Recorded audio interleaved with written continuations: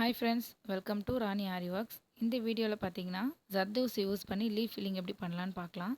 அதுக்கு வந்து first leaf ஷேப்பில் வரைஞ்சிக்கிட்டு அதுக்கு மேலே ஜரி த்ரெட்டை யூஸ் பண்ணி ஒரு அவுட்லைன் கொடுத்துக்கோங்க.